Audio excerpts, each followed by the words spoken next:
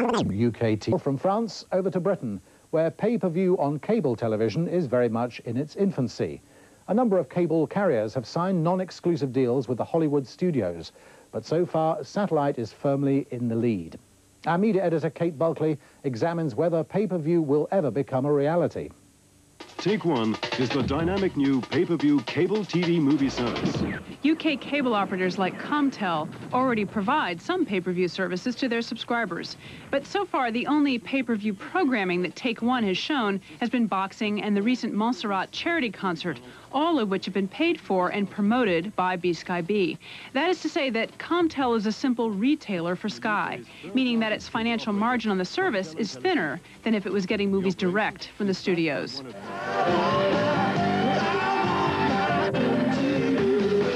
Cable has long wanted its own pay-per-view service to both raise the visibility of cable against the satellite dish service of Sky B and to let operators like CNNel and Telewest keep more of the money generated by the service. Today, Sky lets the operators keep 10 to 15% of the margin, whereas if they dealt directly with the studios, they could keep as much as 50%, depending on the popularity of the movie. Do I think that we should have, as it were, the industry's own pay-per-view service? I think in situations in which owners of rights want to deal directly with distributors, which is the case here, and distributors have the capability to put together the service, it doesn't, after all, require the sort of specialist programming skills that certain types of programming do, then I think it's entirely appropriate they should be allowed to deal direct and that consumers should be able to get the benefits of that direct dealing. Now that cable counts more than 2 million TV subscribers, the Hollywood studios are beginning to listen. Already 4 cable TV operators are working under the banner of on-demand management.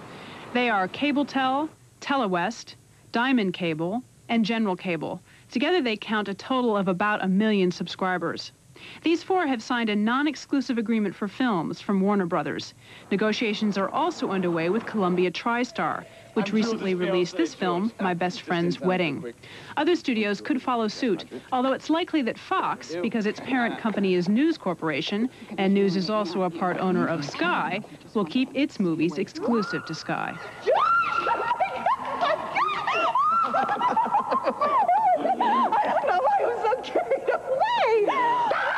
It is very important for the cable industry to be in pay-per-view. Again, it comes back to this early research that the customer says, we'd like to pay for what we watch. And so pay-per-view extends that thought into certainly the movies and potentially into sport. But securing the movies for a cable pay-per-view service is only part of the problem. Offering many channels of pay-per-view requires sophisticated ordering systems and good customer service support. Cable's customer service record has been poor, a fact that the operators themselves admitted at their annual get-together in London last month.